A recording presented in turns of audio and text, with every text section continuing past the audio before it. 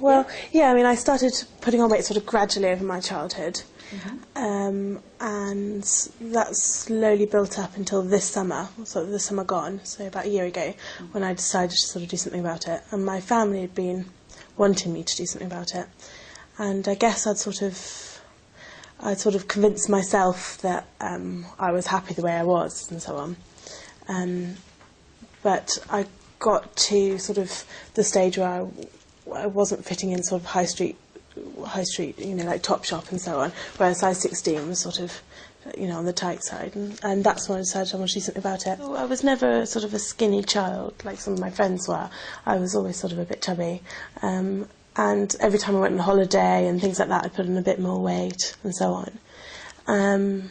And I guess it just gradually built up, and you don't notice it as much. It wasn't like I had a period where I put on an extreme amount of weight. I just sort of slowly put it on, and didn't really lose it. And if I ever did sort of try and go on a diet or something, then I didn't really lose much and sort of lost interest. So it was only really this year that I succeeded in sort of staying on a diet as such.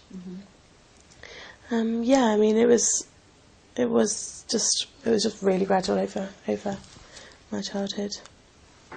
I don't really know, you know, when I started noticing that it was an issue for me or something.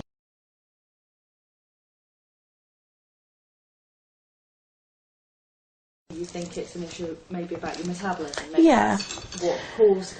Well, I can't think of any other reason than that. If I eat so much less than, for instance, my sister, we both do no exercise, and she's always been a very thin child, and I've always been a bigger child. I mean, I was more interested in eating when I was younger than her. I loved my food, so did my brother. She wasn't really interested. She just was sort of more of a chore for her. But now I think she loves it more than me, and I can't see any other reason why there's that difference other than perhaps metabolism. I mean, I'm not saying that it's only my metabolism. I just have to learn that because perhaps I have a slower metabolism than other people, that I've had to eat differently and eat less, which wasn't something I wanted to realise before. So, I mean, obviously, it's simple that if you eat more calories than you burn off, you put on weight. You know, some of the other factors that people think might be important are things like, you know, maybe you have a genetic. Yeah, definitely. Yeah, I think that's definitely an issue for some people. I can't say it is for me. No. My mum was the same size as my sister until she had children, and then is slightly bigger, but she's very, very slim still for a woman of her age. My dad was very, very thin until he was in his adult years, and now I think he struggles with it a bit too. But I think that I certainly don't have a genetic disposition towards it, but I think that a lot of people do. But then I guess that it's always the question about whether is it genetics or is it the environment that you've been raised in and the environment that you are in. And I don't really know.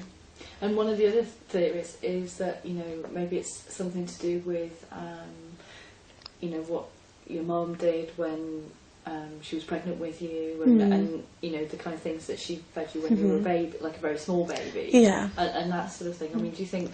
Not particularly, because I mean, I was her third child, and she did everything the same in my pregnancy than she did in my brother and sisters. And I can't see anything that would explain the variance. And again, she treated us. We were all quite young. I mean, my brother 6 years older than me, my sister's 4 years older than me. So she had 3 kids under the age of 6 at the same time. And she did everything the same for us. So our packed lunches were always the same, and so on, things like that. So I don't think that I was treated any differently when I was younger than my sister was.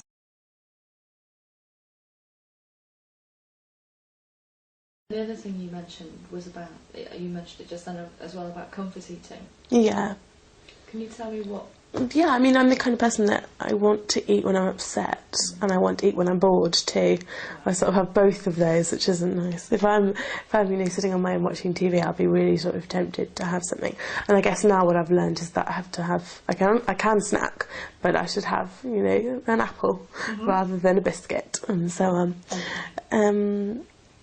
And I guess that we've never really had sort of chocolate and things in my house much anyway, so that's always been okay.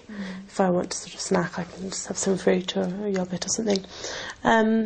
But yeah, when I'm upset or a bit down, I do just want something like pasta or mashed potato or just something comfort food. Yeah.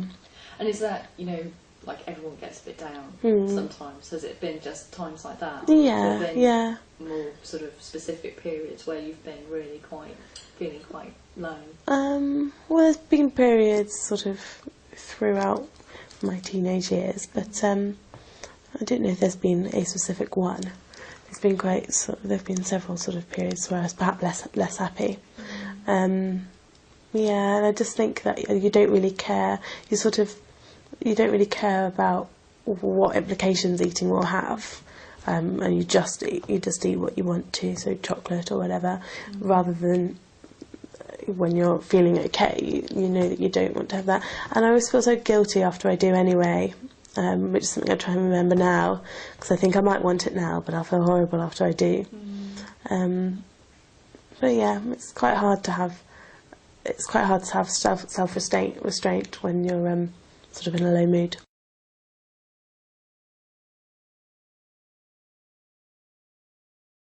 And your mum thought it was dangerous. Yeah.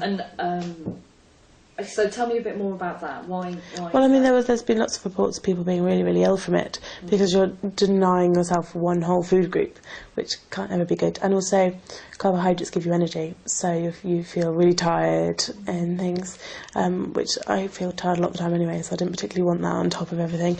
So, I mean, I cut back on my carbs, which was perhaps good, but it didn't last for long, and I didn't do it properly, so, yeah. Okay. And also, I mean, I always think with diets that you can't continue forever, that even if you do lose weight, you'd probably put it back on, which is a high percentage of people do. What I like about the Weight Watcher one is that even though you might stop counting points, you've learnt sort of the principles, and that you do that forever, which I have to say just exhausts me when I think about having to diet forever. But I guess that's,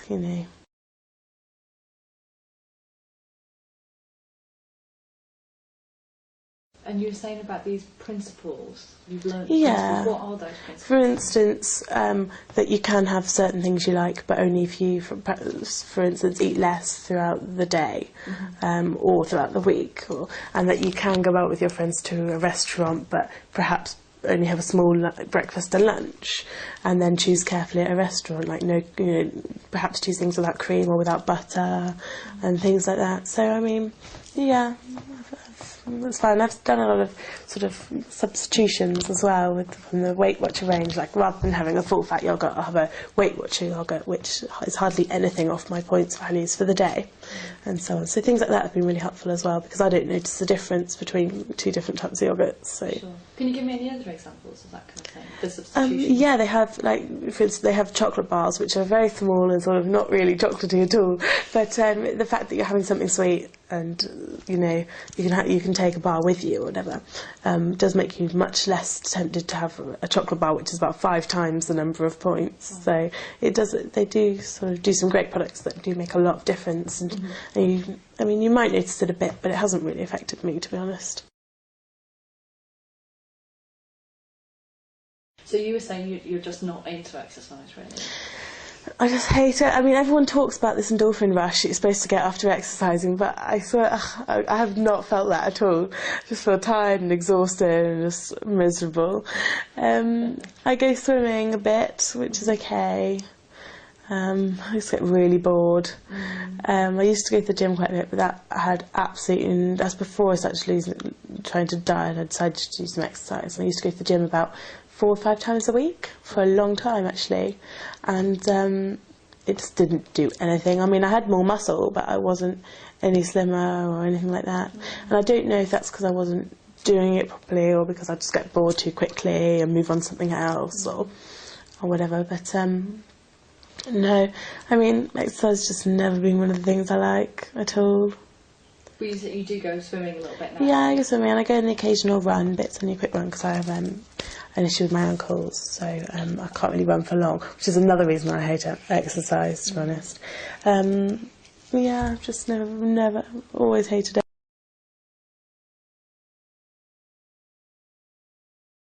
Well, they've been really, really nice. It's always nice to sort of, because I've sort of been, at first I lost weight quite suddenly. I lost 5 pounds in the first week I did it, for instance, which was a lot to lose. It's nearly half a stone, you know. So, and obviously I got loads of really nice comments from my friends, but also gradually losing weight, and because it's sort of plateaued off and I'm only losing a bit here and there, and I get quite down by it. I think, God, I'm not losing anything, and sometimes when you feel like that, you're more tempted just to be like, oh well, it doesn't matter, sometimes I guess you're quite tempted to give up. Not that I would ever, but it's always nice when you haven't seen your friends in a while, and then you come and they're like, oh, you're looking so skinny, and things like that. It's really, really nice. Because, yeah, they've all been really, really supportive. They've been lovely.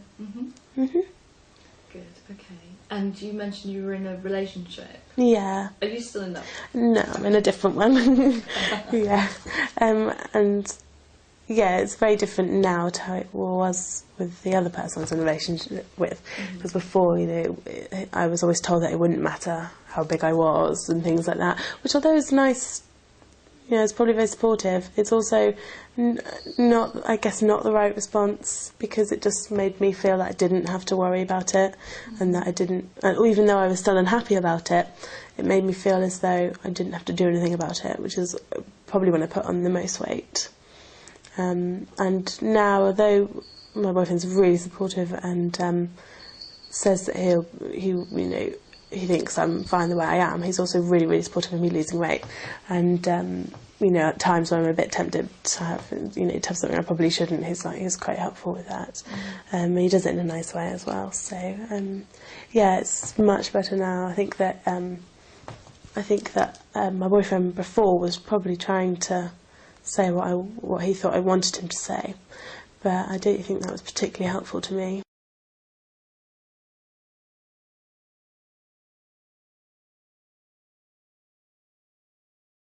I don't ever want to lose my curves. I mean, I went down 5 bra sizes actually losing weight, which was great for me, because that was always something I sort of was also self-conscious about. But I mean, I don't want to ever lose my curves completely. So I don't want to be like a size 6, straight up and down.